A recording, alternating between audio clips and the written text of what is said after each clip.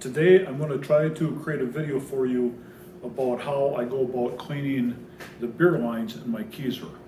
I saw a guy that had done this on the internet and I copied what he did, and it did not work sufficiently. So I've adapted that, and I'll cover that with you. So you only need to buy, really like three things. You need to buy these keg adapters or these post adapters. I got these at Northern Brewer, northernbrewer.com. You need one of these for every 2 taps you have. I would strongly recommend making your Keezer so that you've got an even number of taps.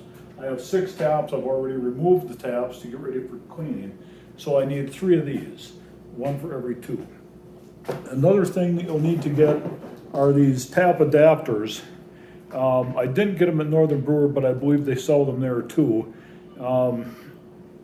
So the guy that I saw on the internet, he talked about, I'm going to use a submersible pump. He, I think, was just using an aquarium pump that's on the volume. So I've got a submersible pump that will come up. The way the guy did it was you use vinyl tubing to hook it up to one of your lines, which then goes down, and inside the Keezer, I would hook this one up to this one, so it's just jumping those posts, comes back up here, and then using those faucet adapters, he tied this one to this one, again go down, hook them together, comes back up, and so you're building one great big long chain that then goes back. The problem with that is that these are a constricting point in the flow getting this through. So by the time I did 6 taps together, I wasn't getting nearly sufficient volume to do a really thorough cleaning. So I talked to my brother, the smartest man that I know, my brother Brian, and once again he bailed me out. I should have thought of it right away myself, and that's to run this thing in parallel. So we'll start out. I've got the hose that will come from the pump that will go to 3 taps. So let's go ahead and hook that up. I've already mixed up a big bucket of PBW that I'm going to run through these lines. So we'll take our submersible pump with that dude in it and throw him in that bucket of PBW.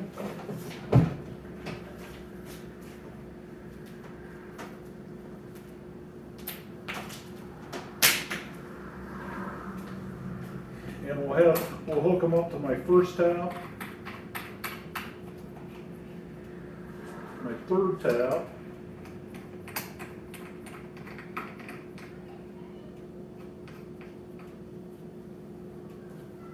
and my 5th tap. I don't believe I'd have to wrench these, but I think I might a little bit. Well, no, that should be sufficient. Okay, so that will be my in, and then I also have an out to discharge back over to the sink. So that will go in 6, 4,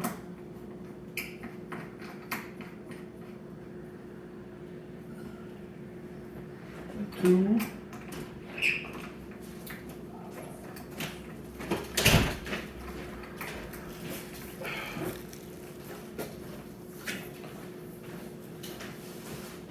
and the discharge go back to the sink. What? I'm making a video. Discharge will go back to the sink for a little bit, and after I get it running, I'll move it back into the bucket so that it recirculates. We need to put these adapters inside the Keezer.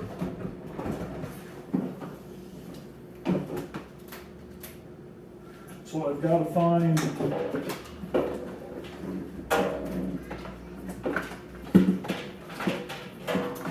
my line is 3, 2, there should be 1.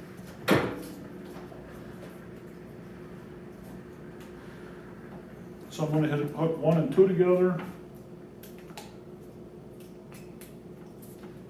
In this case, it just jumps the liquid side of your corny keg post. So I've got 1 and 2. I need 3. We'll hook into 4.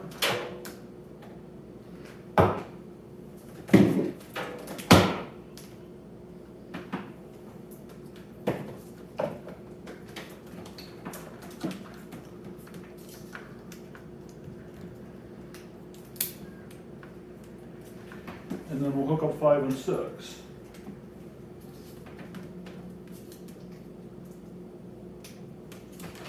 Okay, throw those back in there so we can put it on.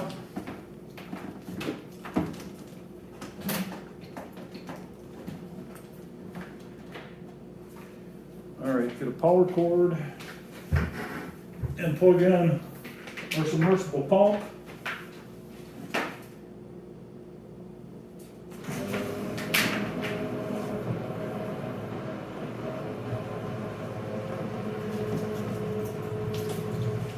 I don't know if the video reaches that far, but you'll see what kind of volume I'm getting back out.